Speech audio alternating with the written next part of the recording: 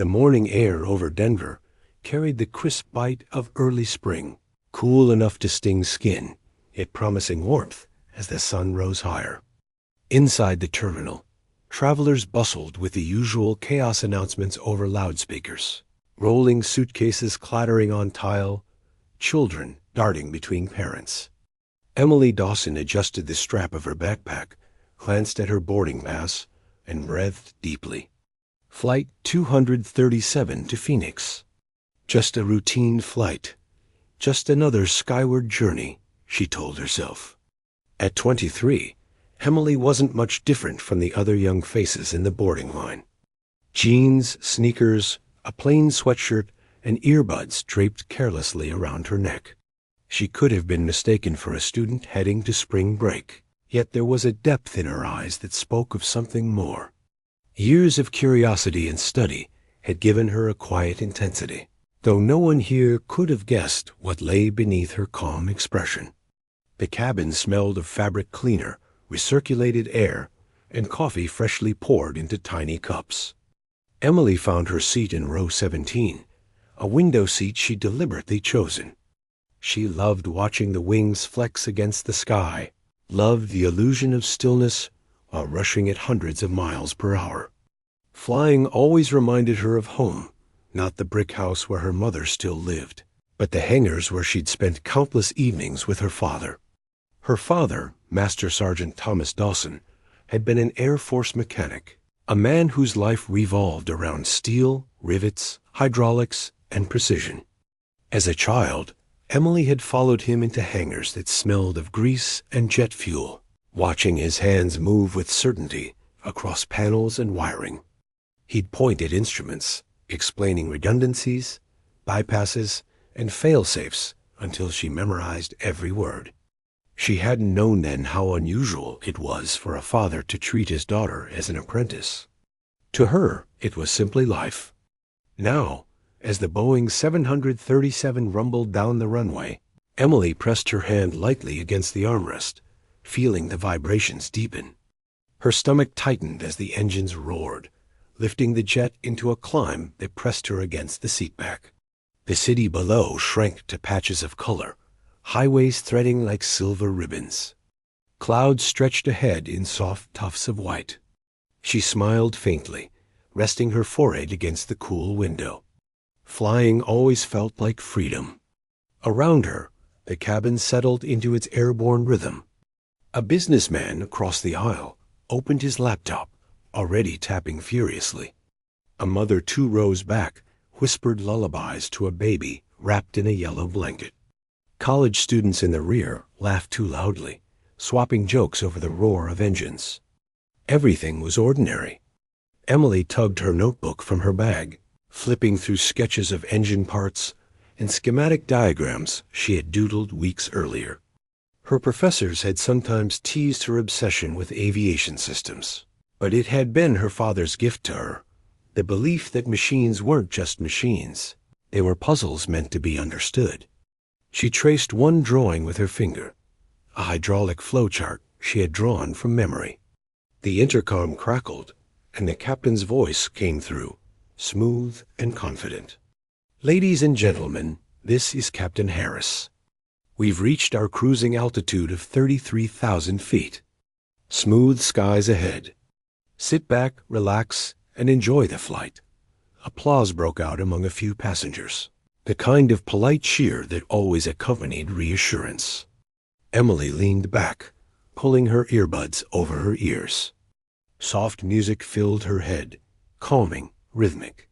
She glanced at the wing again, watching sunlight gleam off its metallic surface. But something flickered at the edge of her perception.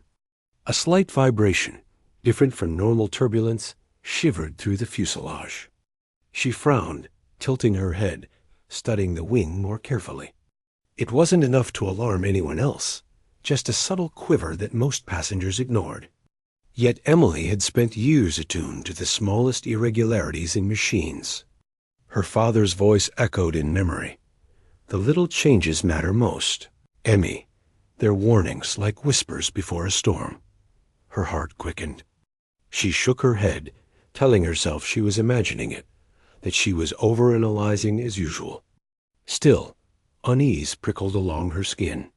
Flight attendants pushed carts down the aisle, serving drinks and snacks with cheerful efficiency. The businessman across from her asked for black coffee. The mother with the baby requested warm water for formula. Emily ordered nothing, too distracted, her eyes still on the wing. The first jolt came 20 minutes later. A sudden dip, sharp enough to knock cups against tray tables and draw startled gasps. A can of soda rolled down the aisle, fizzing against the carpet. Laughter rose from the back rows, nervous but dismissive.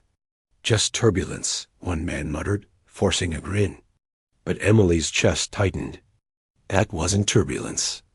She could feel it in the way the plane lurched, not the natural rocking of air pockets, but a mechanical protest, a system straining under unseen pressure. Her fingers clenched the armrest, knuckles whitening. She glanced toward the flight attendants. Their smiles had faltered, replaced with clipped movements and tight whispers. They weren't panicking, not yet, but they weren't calm either. That told Emily everything she needed to know. Something was wrong. The second jolt was worse. A violent shudder rattled the overhead bins, sending a laptop bag tumbling onto the floor. Passengers gasped louder this time, voices rising in alarm. Oxygen masks didn't deploy, yet but the sound of strained metal groaning beneath their feet was unmistakable to Emily's ears. She had heard that sound before, in hangars when systems were failing under stress. Her pulse thundered. She looked again at the wing, saw it shiver unnaturally, the flaps twitching as though caught in confusion. Something inside the plane's control systems wasn't responding correctly. Around her, passengers exchanged nervous glances. The businessman shut his laptop, jaw tightening. The baby began to cry, mother rocking frantically. The college student's laughter died into uneasy silence. The cabin had shifted from casual comfort to quiet dread. Emily's breath quickened, not in fear but in calculation. She forced herself to think, to observe. Systems, hydraulics, redundancy. Her mind ran through checklists her father had once drilled into her. It wasn't imagination anymore. The plane was in trouble. Still, she stayed silent. For now. Another memory surfaced, her father leaning over an engine, grease on his hands, saying, "If you ever find yourself in a cockpit, Emmy, remember, people panic, machines don't. Trust what you know, and act before fear takes over." Her hand trembled as she pushed her notebook aside. She stared at the cockpit door far ahead, sealed shut. Somewhere beyond that door, alarms were flashing, warning lights screaming for attention.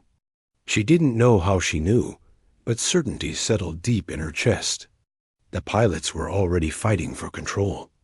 And for reasons she couldn't explain, Emily felt a weight heavy and undeniable pressing down on her. She was only a passenger, but the storm she had always studied was about to test her like never before. In the cockpit of Flight 237, calm professionalism clashed with a rising sense of dread. Captain Harris, a seasoned pilot with over 20 years in the sky, adjusted his headset and tapped the console. At first, it was subtle, a blinking light on the hydraulic pressure gauge, an irregular tremor in the yoke. Nothing unusual in isolation. But when two more warning lights joined, amber symbols glowing insistently across the panel, the easy rhythm of routine flight shattered. Hydraulics pressure dropping. First Officer Miller muttered, his voice clipped. His hands flew across the switches, double-checking readings. "We're losing responsiveness." Captain Harris frowned, scanning the instruments. Could be a faulty sensor, but even as he said it, he knew better. The controls felt heavier, sluggish, as though the plane itself resisted every command. He toggled the intercom. "Denver Center, this is Flight 237. We're showing hydraulic irregularities, requesting immediate vectors to nearest emergency runway." His tone was steady, but his jaw tightened. Pilots were trained never to sound afraid, no matter how dire the situation. The tower responded with calm clarity, already rerouting traffic. But the unease in the cockpit was growing. "Captain, secondary system isn't responding either," Miller said. "This isn't a sensor issue. We're bleeding hydraulic fluid fast." Captain Harris glanced out at the endless stretch of sky, steady on the surface, but carrying hidden turbulence beneath. The Rockies loomed below, jagged teeth of earth that gave no second chances. "Let's run the checklist," Harris ordered. Their voices turned mechanical, reciting emergency procedures drilled into muscle memory. But as they flipped switches and monitored dials, the aircraft groaned under strain. It was like listening to a wounded beast, fighting to stay airborne. Back in the cabin, passengers had no way of knowing the specifics. But they could feel it. The jolt came suddenly, sharp enough to send drinks spilling onto tray tables. Gasps filled the air. A toddler shrieked, clutching her mother's shirt. The businessman across from Emily gritted his teeth, closing his laptop with a snap. "That wasn't turbulence," he muttered, though to whom, he didn't know. Emily's eyes were fixed on the wing. Her instincts screamed. The vibration wasn't random. It had a pattern, a mechanical stutter. Hydraulics, she realized. The flaps were twitching, failing to respond smoothly. A flight attendant hurried down the aisle, securing loose items, her professional smile betraying a tremor. Emily caught the woman's eyes just for a second, reading the fear hiding behind the mask. Flight attendants knew more than they let on. Something was wrong, and it wasn't minor. The intercom buzzed, and Captain Harris's voice filled the cabin.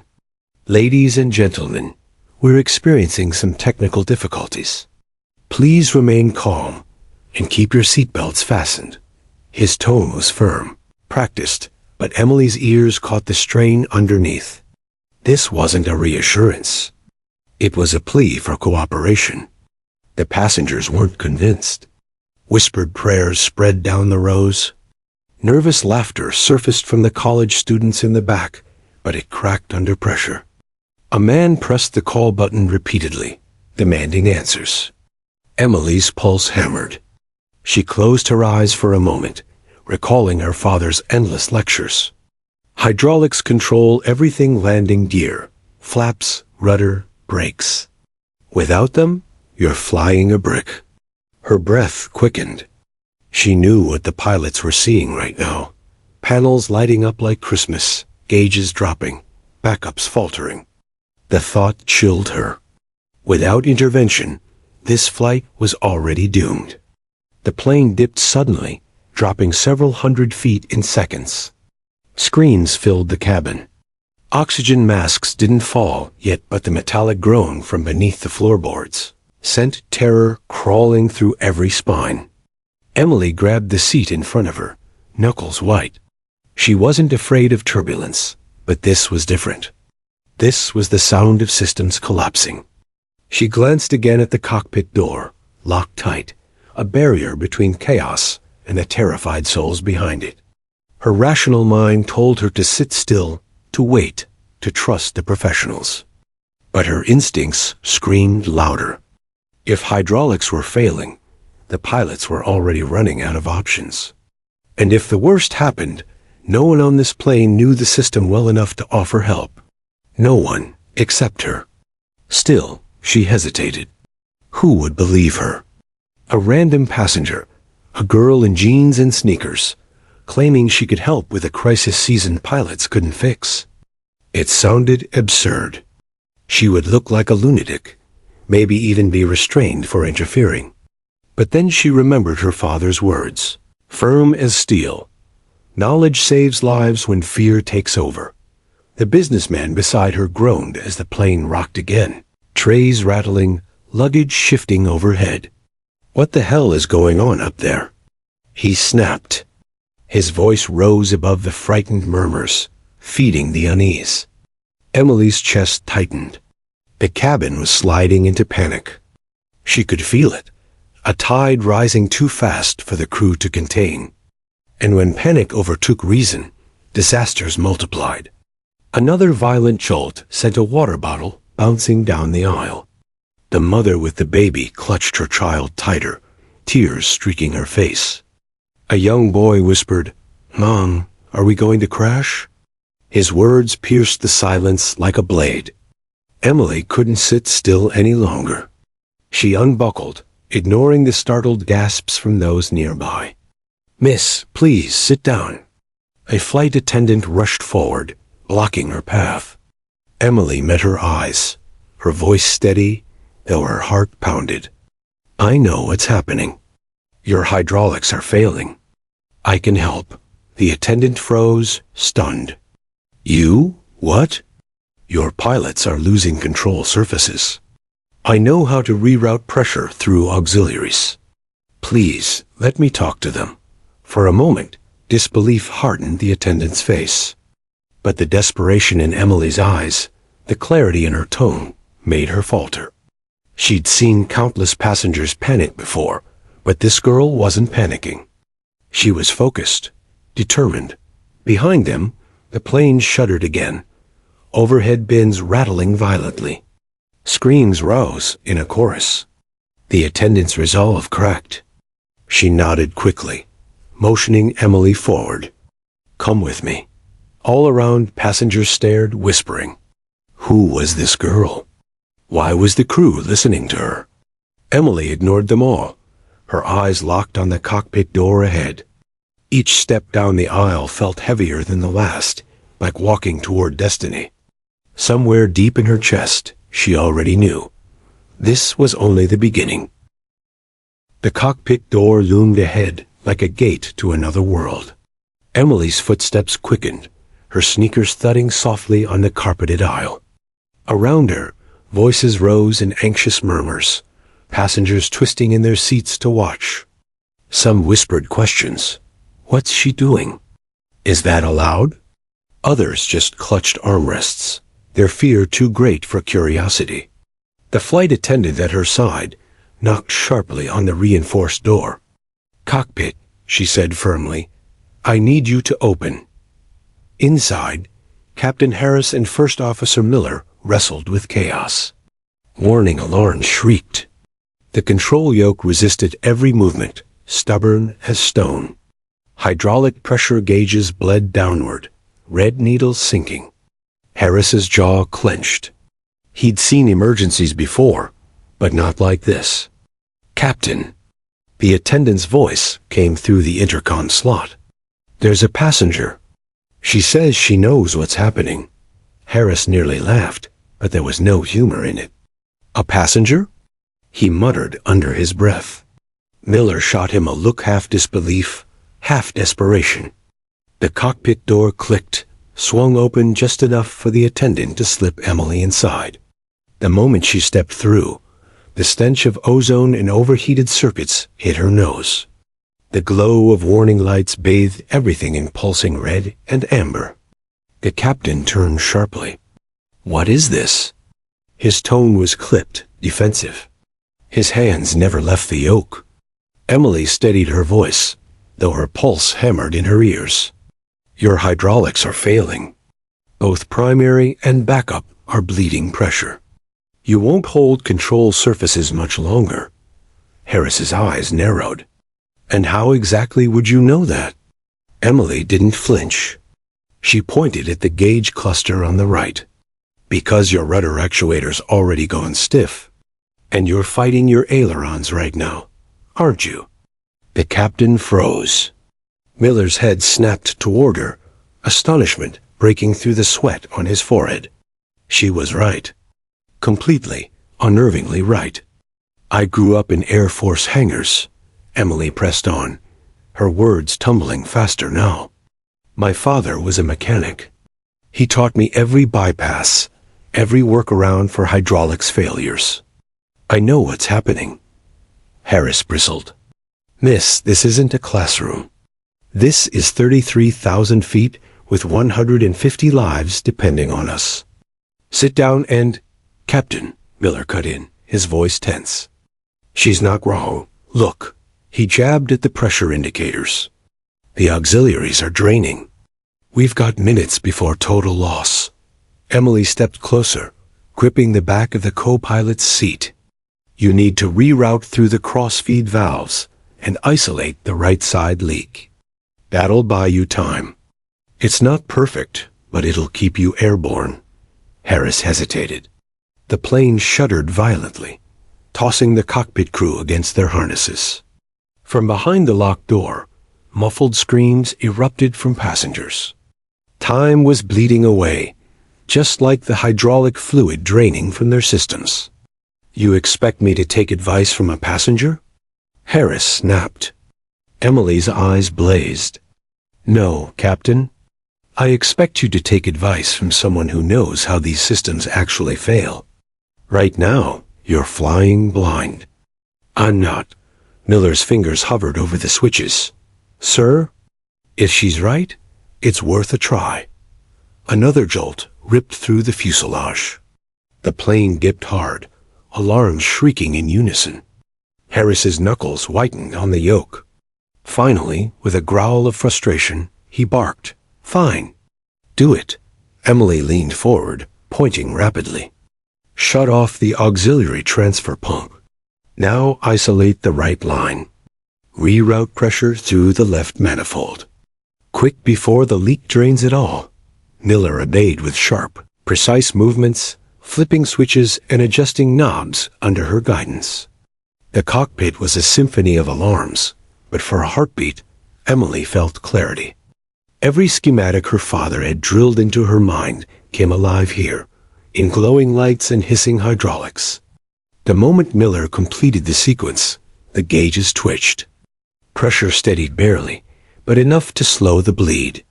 The controls eased slightly in Harris's hands. He exhaled a sharp breath he hadn't realized he was holding. It's working, Miller said, his voice breaking with relief. For a brief second, silence hung in the cockpit, broken only by the steady whine of alarms. Harris's eyes flicked from the instruments to Emily. His face softened, but only slightly. Who are you? He asked. Emily Dawson, she said simply, though her chest heaved. Passenger. Seat 17A. Outside the cockpit, passengers were growing restless.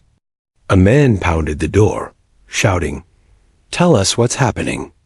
A child wailed in the background.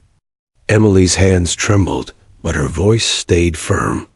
You've stabilized for now, but it won't last. If we lose the remaining line, you'll have no pitch, no yaw, no landing gear, nothing. She paused, locking eyes with the captain. You need me. Harris's pride bristled, but deep down, he knew she was right. He had trained for countless emergencies, but none prepared him for this. His co-pilot was capable, but they needed more than training now. They needed someone who thought like a mechanic, not just a pilot. All right, Harris said finally, his voice gravelly. You're in it with us.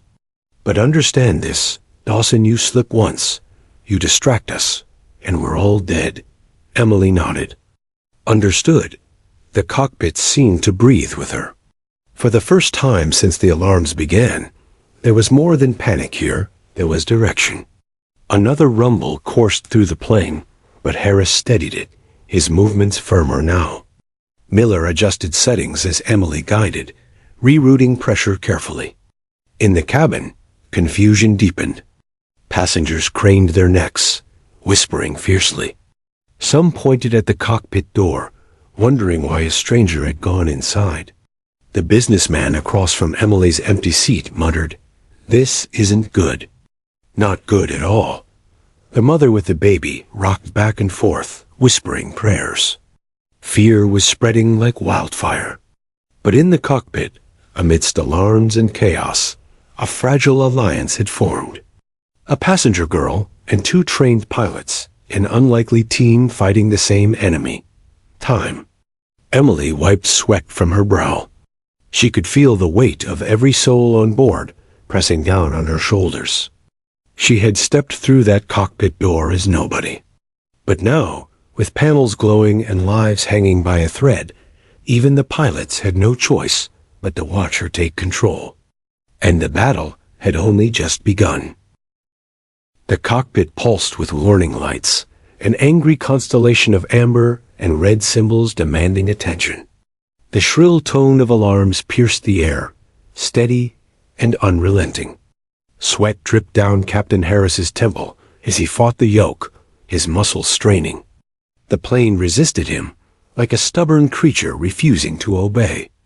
Emily stood braced behind the co-pilot's chair, her fingers gripping the headrest so hard her knuckles ached. Her stomach twisted, but her mind was sharp, slicing through the chaos. Every detail her father had ever taught her pressed forward, demanding to be used.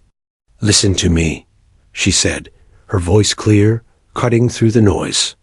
"Your primary hydraulics are gone. You've only got partial authority left, and that won't last. If you keep fighting the yoke like this, you'll lose all control." Harris snapped his head toward her, his eyes flashing. "Miss Dawson, this is my cockpit." Emily didn't back down. "And this is my expertise. If you want to keep us flying, you'll need to stop thinking like a pilot and start thinking like a mechanic." For a moment, silence thickened between them, broken only by the shriek of alarms and the whine of stressed engines. Harris's pride bristled, but his co-pilot spoke before he could. "She's right, Captain," Miller said, his voice urgent. "The way the gauges are dropping, we're burning out the last pressure. We need another approach." Harris gritted his teeth. "Fine. What do you suggest, Dawson?" Emily exhaled quickly, then leaned forward, pointing to the panel. "Reroute auxiliary pressure through the crossfeed. Isolate the right system completely. It's leaking. That'll buy us time. But you've got to feather the inputs. Don't fight the yoke, guide it. Small corrections only." Miller's hands moved fast, flipping switches and adjusting knobs exactly as she instructed. The plane groaned, dipped sharply, then steadied, still unstable, but less violent. Harris tested the yoke gently, feeling the resistance ease slightly. His jaw slackened. "Well, I'll be damned." Emily didn't smile. "It won't hold forever. You've got maybe 30 minutes before even the system gives out. You need to start planning how to land a crippled bird." Her words struck like ice. Landing was a different beast altogether. Keeping the plane in the sky was one thing, bringing it down safely without full hydraulics was another nightmare. Harris knew it, Miller knew it, and now Emily carried the same burden. Behind the sealed door, the cabin vibrated with unease. The businessman from row 17 was whispering furiously to the man beside him. She went into the cockpit. What does that mean? Why would they let her in there? A flight attendant passed, her professional mask cracking at the edges. Passengers caught glimpses of her tight jaw, her hurried steps. Fear fed on itself. The mother with the baby bounced her child desperately, whispering lullabies that cracked with tears. And yet, none of them knew how close they had come to losing everything already. Inside the cockpit, Harris and Miller now watched Emily differently. The suspicion hadn't fully vanished, but it was mixed with something else: reluctant respect.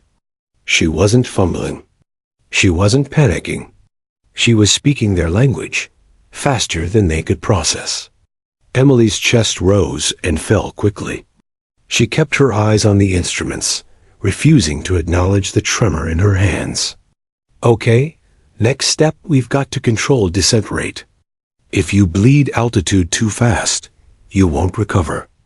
Trim manually, but do it gently. Trust me." Miller followed her directions, adjusting carefully. The aircraft dipped, then leveled more smoothly than before. For the first time since the crisis began, there was the faintest hint of stability. "Not bad," Miller muttered under his breath. Harris glanced back at Emily, his eyes narrowing. "Tell me something, Dawson. How the hell do you know all this?" Emily hesitated. She wasn't used to explaining herself under pressure. My father. He spent his life fixing birds like this. He used to tell me everything. I guess. I listened more than he thought I did. The captain's lips pressed into a thin line. Well, he taught you well. Emily allowed herself the faintest nod, but her focus never wavered. Don't thank me yet. We're not out of this. Another jolt hit, less violent, but still enough to rattle teeth. Harris steadied the yoke, listening closely to Emily's calm stream of instructions. Slowly, almost imperceptibly, the dynamic shifted. She wasn't a passenger anymore. She was part of the crew. Minutes dragged by like hours. Each adjustment Emily called out was followed instantly by Miller's quick movements or Harris's cautious corrections. The alarm still blared, the lights still flashed, but the cockpit was no longer drowning in panic. It was a command center, and its newest voice belonged to her. At one point, Harris muttered, "We'll need an emergency runway." Nearest options? Miller scanned the charts. Colorado Springs is within range, but at this bleed rate, his voice trailed. They both knew the truth. If the hydraulics failed completely before they reached it, the plane would become a falling stone. Emily cut in. Don't think that far ahead yet. Keep her stable first. Time is the only thing we need more of.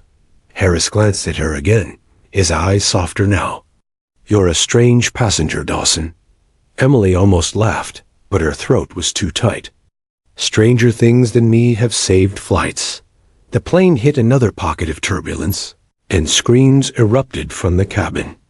The cockpit door rattled with fists.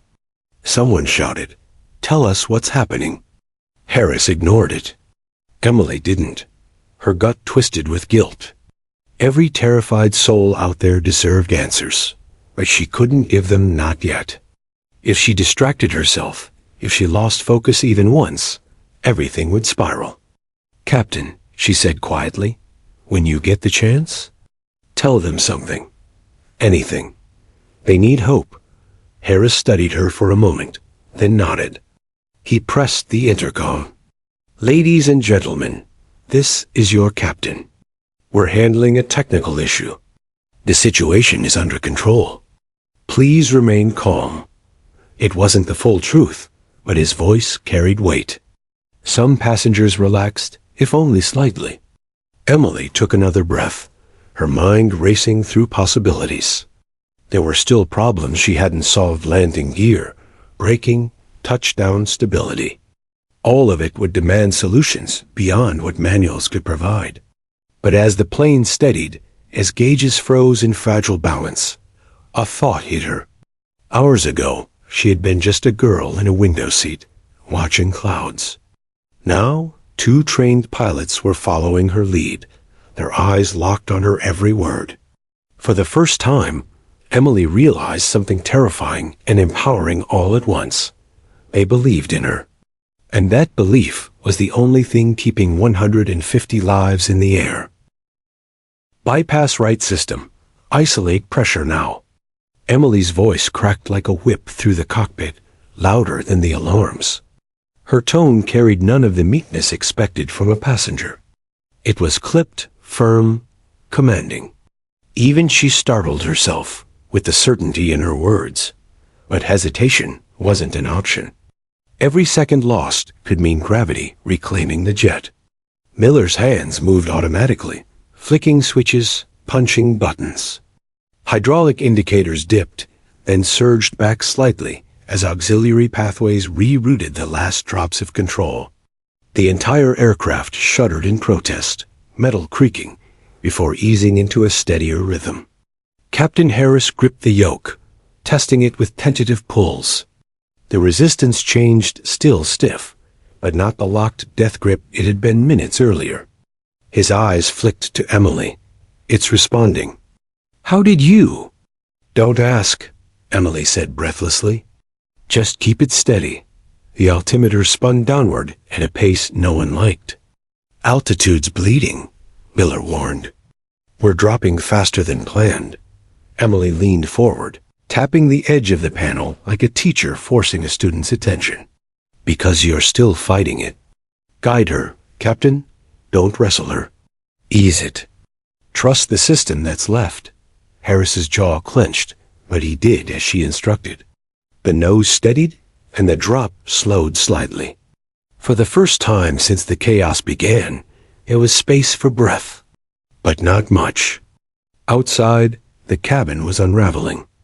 Passengers had seen too many oxygen masks dangle, too many drinks fly, too many faces turn pale. Rumors buzzed. The plane was on fire, the wing was broken. Terrorists had hacked the controls. Panic spread in whispers that grew louder with every jolt. A teenage boy clutched his sister's hand, whispering, "We're not gonna make it." An elderly man muttered prayers so fast they blurred together. And in the middle of it all, a young woman in row 17, who had once been invisible, was now the most talked about person on the plane. She went into the cockpit. Someone whispered, "Why her? What does she know?" Nobody had answers. Fear devoured them instead. Back in the cockpit, Emily traced imaginary schematics in the air with her finger. "Okay, we've rerouted partial pressure, but you can't keep altitude like this. You need to use thrust to balance. Engine power has to do what hydraulics can't." Harris's eyebrows shot up. "That's insane. You're saying throttle for pitch control?" "Yes," Emily replied without hesitation. "Ease the thrust differential power left engine slightly more, right slightly less. That'll counter drag and give you smoother handling. Just small increments, or she'll swing wide." Harris muttered something under his breath, but his hands went to the throttles. The engines roared differently, and the aircraft steadied with surprising grace. Miller's eyes widened. "She's right. It's working." Emily didn't celebrate. Her heart hammered too loudly for that. "Good. Now remember, this big movement's kill us. Every correction has to be as gentle as a whisper. Understand?" Both pilots nodded, and that subtle shift, the acknowledgement of her authority, hit Emily hard. She had gone from passenger to de facto commander in minutes. The intercom buzzed with a frantic voice from the lead flight attendant. "Captain, passengers are panicking. We need an update." "What should I tell them?" Harris hesitated, glancing at Emily. For a split second, it stunned him. He was asking her permission with his eyes. Emily swallowed. She didn't want the responsibility of voices she couldn't see, but she knew what silence would do. "Tell them the truth, but not all of it. Tell them you're working on a controlled landing, and we've got a plan. Give them hope." The captain pressed the intercom. His steady baritone filled the cabin.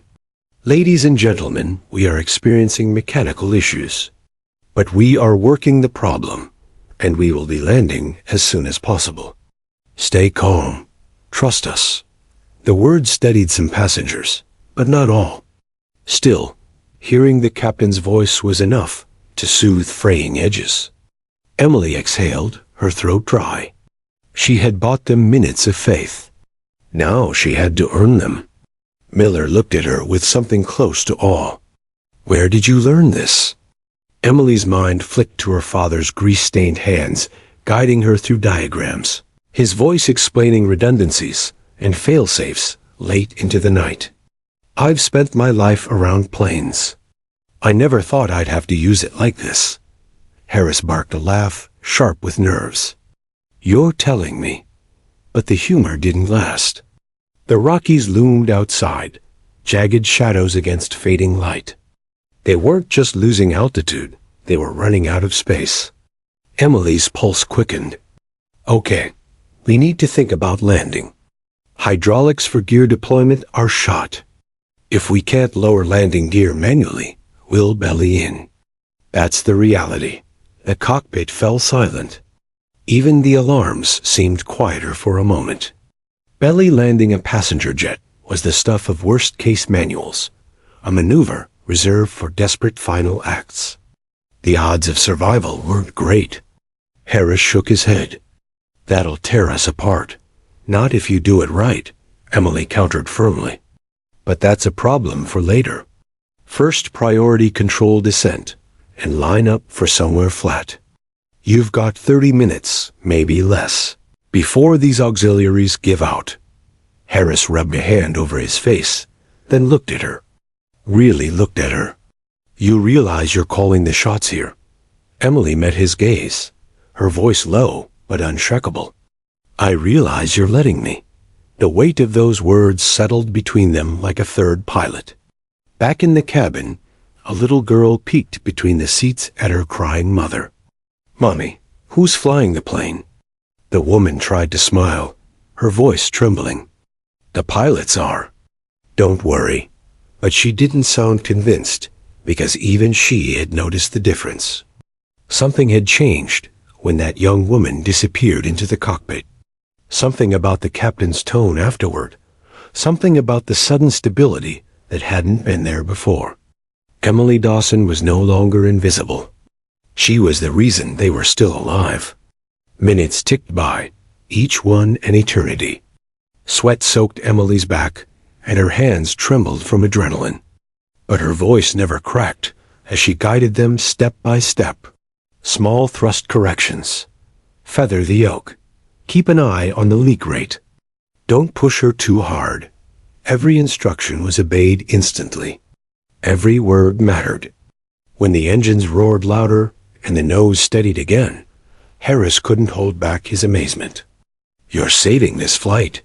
Emily's lips pressed together. She couldn't allow herself to believe that yet. Not till the wheels or the belly touched asphalt. But deep inside, a truth took root. At 30,000 feet, in sneakers and jeans, Emily Dawson had become commander of Flight 392, and no one dared question it anymore. The engines roared unevenly, their throaty vibrations rattling every rivet of the jet. From the cabin, it felt like the entire plane was coming apart at the seams. Luggage bins rattled overhead, oxygen masks still dangled like grim reminders, and every passenger clutched armrests, hands, or prayers. Inside the cockpit, it was no calmer. The alarms hadn't stopped. The hydraulic gauges still bled down like hourglasses. Time was running out. Emily pressed a hand against the side panel, steadying herself. Her voice was clear, steady, clipped into commands. We're going to use the engines to manage pitch. Left throttle up by 5%. Right throttle steady. Do it now. Miller obeyed instantly. The pitch wavered, then corrected. The plane eased out of its wobbling roll. Captain Harris glanced at her, eyebrows raised. That's smoother than the system ever gave us. Emily didn't allow herself to feel proud. It won't last. We need to start descent towards somewhere survivable. Miller scanned his instruments. Nearest runways: Colorado Springs, Denver International, Albuquerque. Denver's too far. Springs is closer, but with terrain. Springs, Emily cut in. It's that or the mountains. Harris hesitated. He'd flown those approaches before. Colorado Springs meant threading a needle through rocky terrain. The jet needed precision, and they barely had scraps of control. But Emily's logic was right. Waiting would only drain their last chance. Springs it is, he said grimly. The intercom buzzed. The lead flight attendant's voice cracked. Captain, passengers are asking questions. They're panicking. Some think we're going down right now. Harris pressed the switch. Tell them we are preparing for a safe landing. Nothing more. His voice was strong, but Emily caught the way his knuckles whitened on the yoke. He didn't believe his own reassurance. The plane hit a violent jolt, dropping several hundred feet in seconds. Screams erupted from the cabin. A coffee cup flew against the ceiling, splattering brown streaks across row 15. A baby wailed uncontrollably. Emily barked. Counter with thrust. Left engine up now. Small correction only.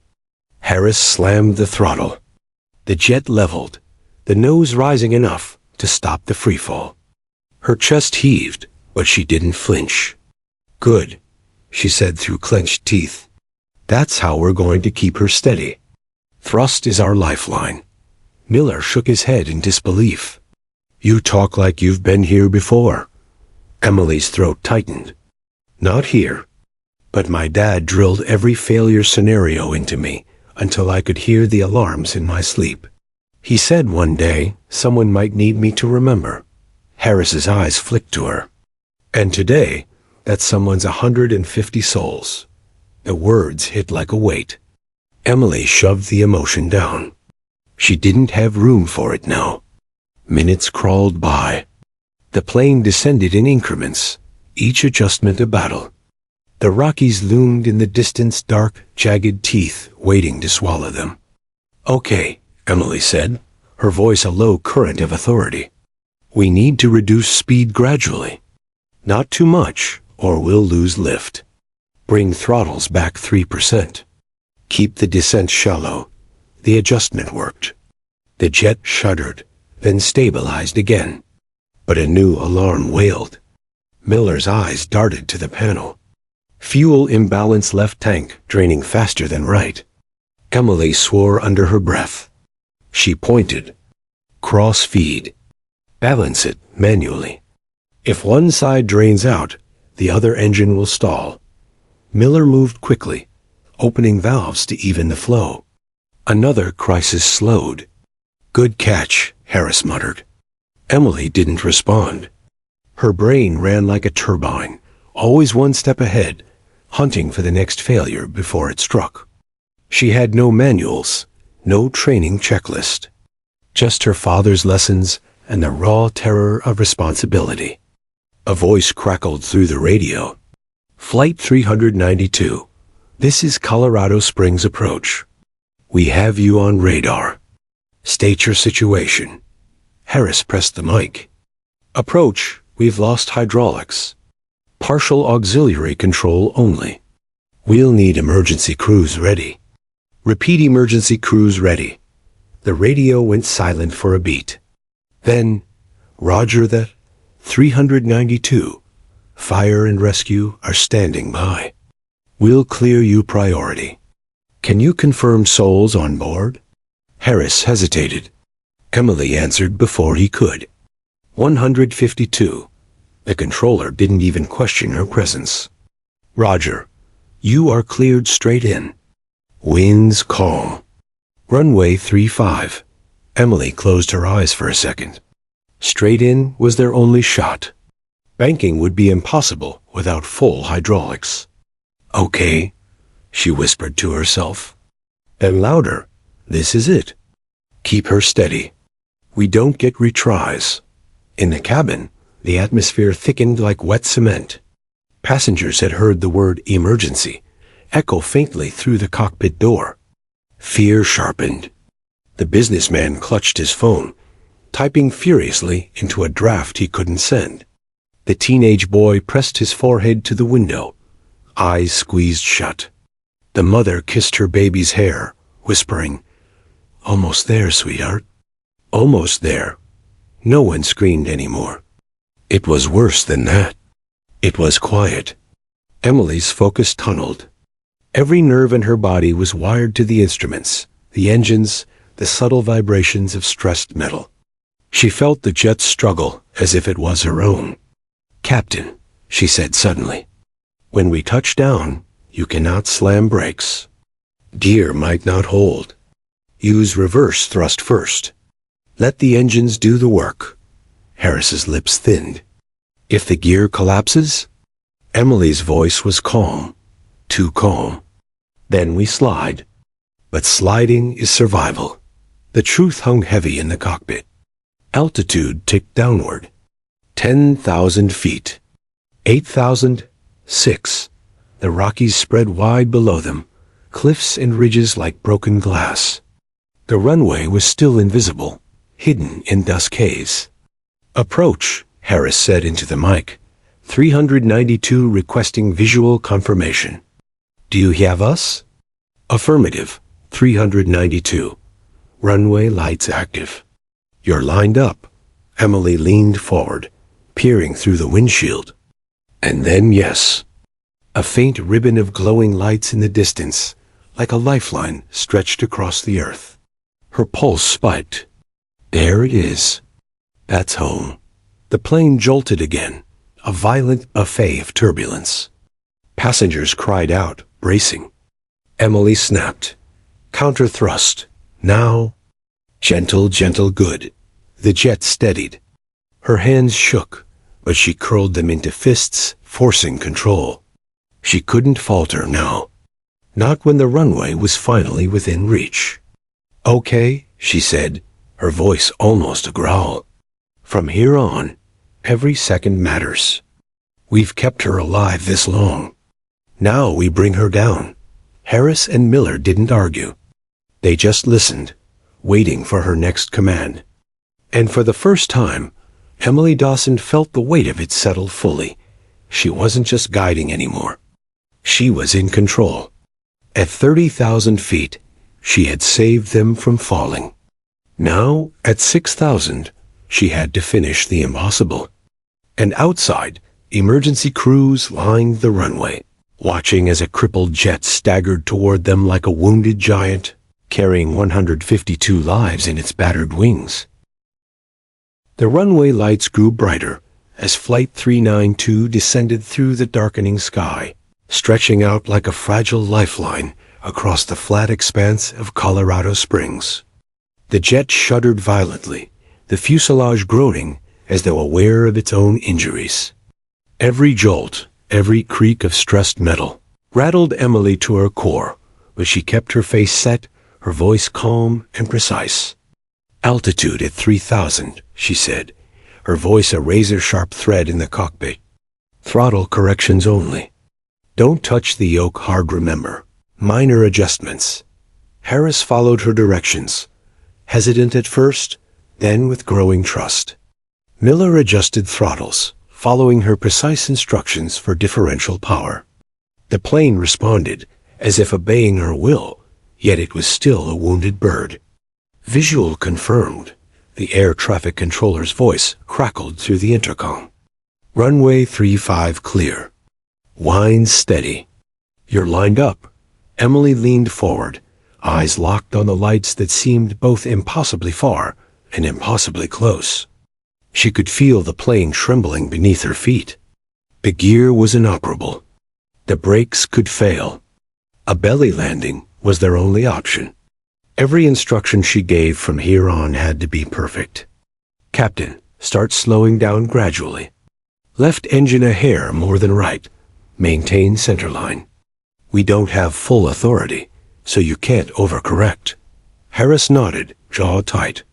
His hands were steady now, almost mirroring Emily's precision. Miller's eyes were wide, hanging on to every word. Outside the cockpit, the cabin vibrated with the anticipation of the unknown.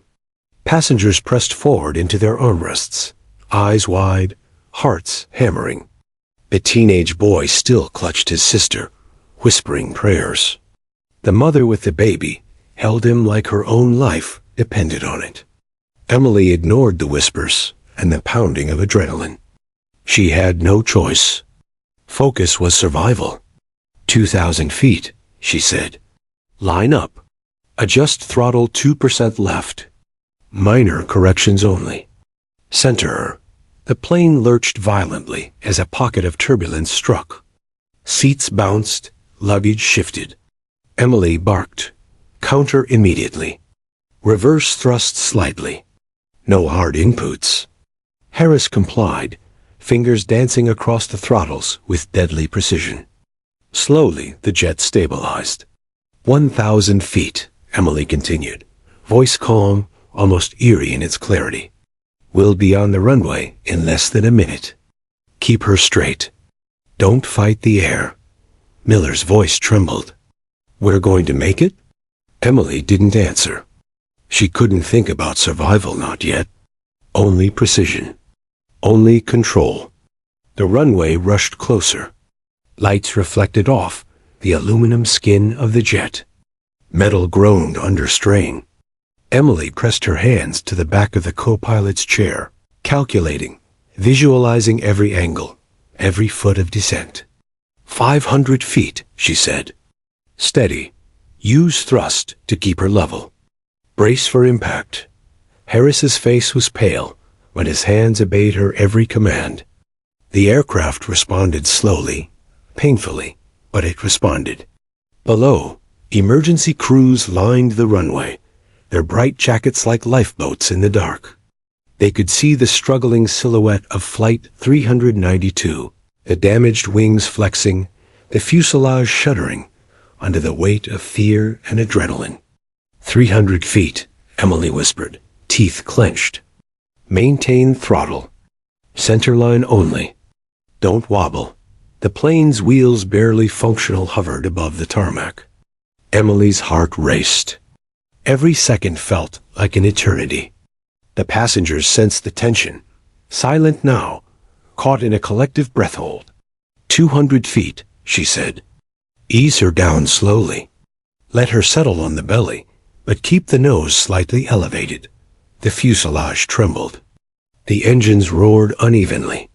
A wingtip scraped the tarmac slightly, sparks flying. The plane bounced once, then twice, and Emily barked instructions with ice in her veins. Throttle back. Stabilize. Keep her straight. The nose gear gave way first, followed immediately by the main gear. Metal screamed across asphalt, smoke curling up into the night. Passengers screamed, but Emily kept her voice steady over the chaos. Good hold her. Keep her level. The jet skidded down the runway like a wounded animal, sparks trailing behind it. Every heartbeat was a hammering drum, counting down to safety or catastrophe. Outside, emergency crews sprinted forward, ready for fire, ready for impact. But the plane, guided by Emily's razor-sharp instructions, began to slow. The engines hissed, throttles reversed. The fuselage slid across the asphalt, skidding slightly, but staying on course. Passengers clutched hands, faces pale, gripping each other like lifelines. The baby whimpered softly, sensing the end of chaos. Emily's hands shook, but her voice never wavered. Almost there. Centerline. Brakes gently if possible. The plane finally ground to a stop, sliding the last few feet across the runway. Sparks faded. Smoke curled from friction, but the fuselage was intact. A collective exhale swept through the cockpit. Harris's hands loosened on the yoke. Miller slumped against his harness, pale and shaking. Emily pressed her palm against the panel, finally allowing herself to exhale. She looked at the pilots, then through the windshield at the runway, lined with emergency crews. Their lights and hoses ready, but no fire. No catastrophe. Just relief. We made it, Miller whispered, disbelief in his voice. Harris turned toward Emily, eyes wide. You? You just saved all our lives. Emily shook her head, voice quiet but firm. We saved them. Together. Outside, passengers began to move cautiously, some standing, some crying, some hugging. They had survived the impossible. A girl who was just a passenger had guided them through death itself. Emily finally sank into the co-pilot's seat, exhausted, trembling. The adrenaline that had sustained her collapsed like a wave, leaving her drained but alive. The captain's voice finally softened. Dawson, thank you. You've done more than I ever imagined a passenger could. More than anyone could. Emily nodded faintly, letting herself finally look around. The cockpit smelled of burnt metal, ozone, and relief. Instruments still glowed, warning lights fading, but the plane was still alive. And so were the passengers, every last one. The runway outside was lit with emergency vehicles, ready for any final threat, but none came. Emily Dawson, the girl in sneakers who had been invisible just hours ago, had changed the course of Flight 392.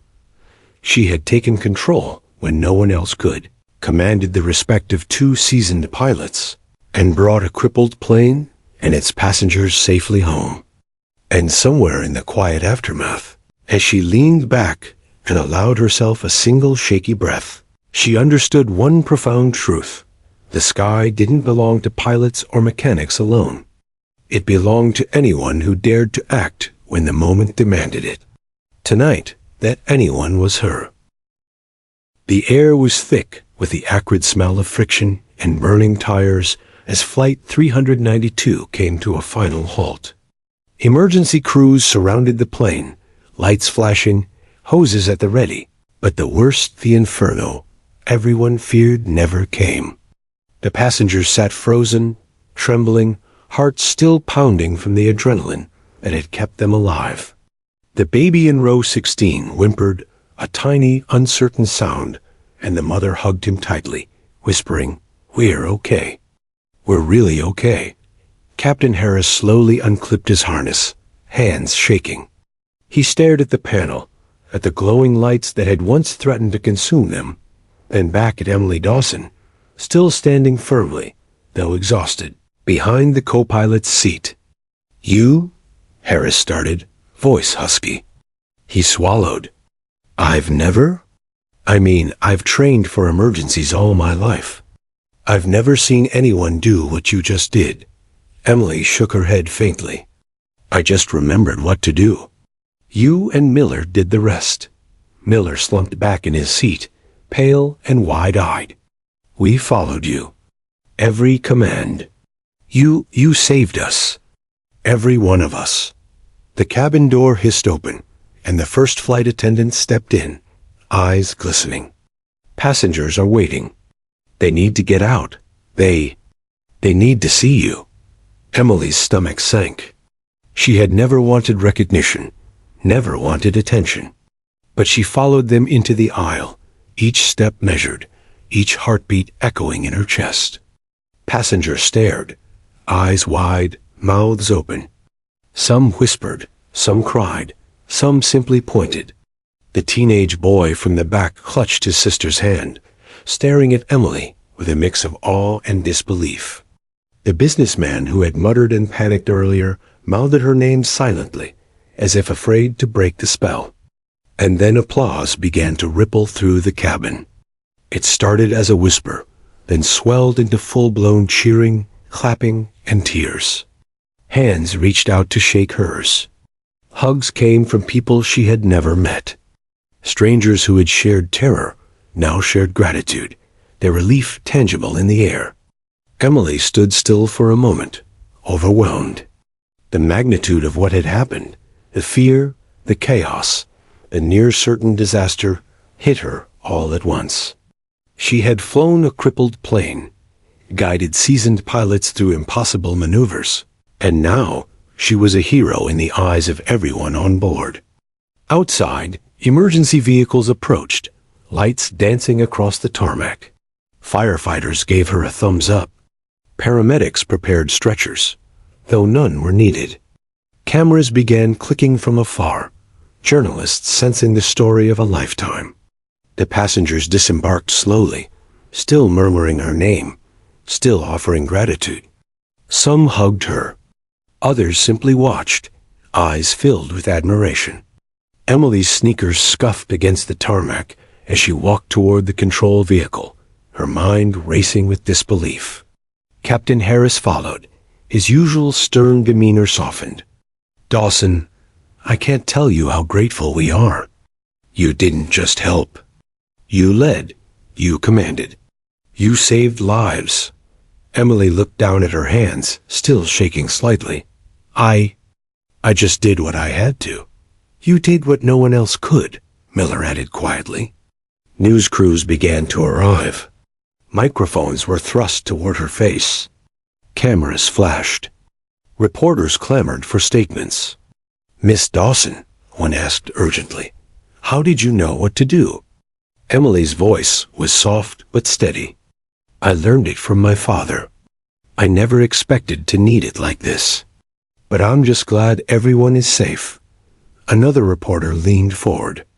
"Do you consider yourself a hero?"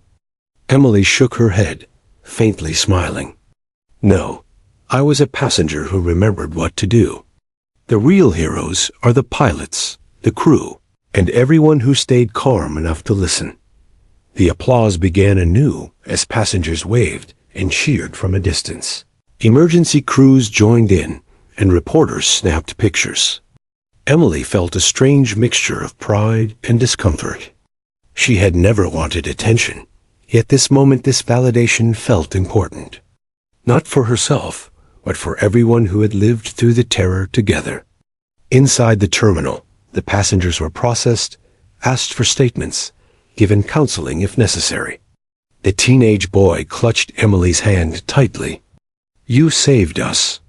"I mean it. You saved everyone." Emily ruffled his hair gently. "You stayed calm." That helped too. The media frenzy intensified, with every outlet broadcasting her name. Emily Dawson, the passenger girl who landed a plane. Interviews, live segments, social media posts exploded. But amidst the chaos, Emily remained grounded, quietly slipping away from the spotlight whenever she could. Later, in a small office, Captain Harris and Miller presented her with a formal commendation. The certificate detailed her actions, her precision, and her courage. Emily's hands trembled as she accepted it, but she didn't smile broadly. Recognition felt strange, almost alien, but deserved. "You've changed aviation history today," Harris said quietly. "The training manuals will include your story from now on." "What you did? No one thought it possible." Emily simply nodded. "I just remembered what I knew. I didn't do it alone."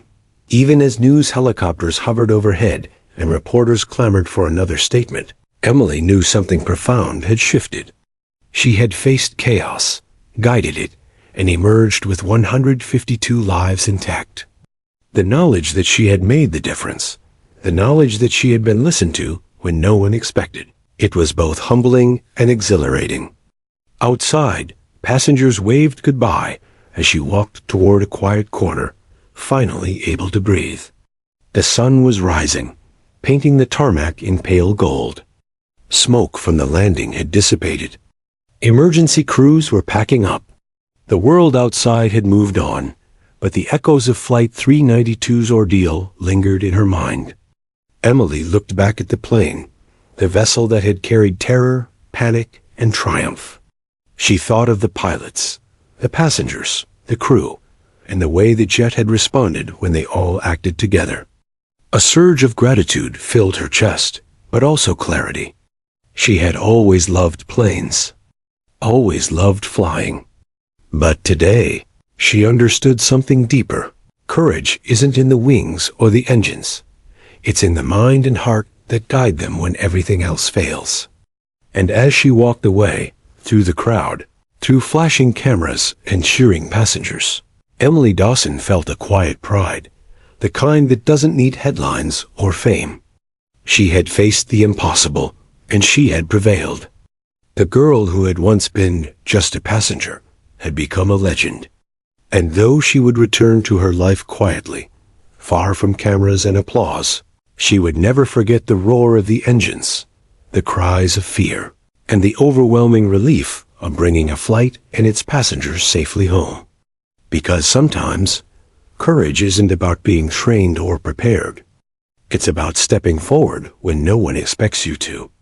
Tonight, Emily had done exactly that.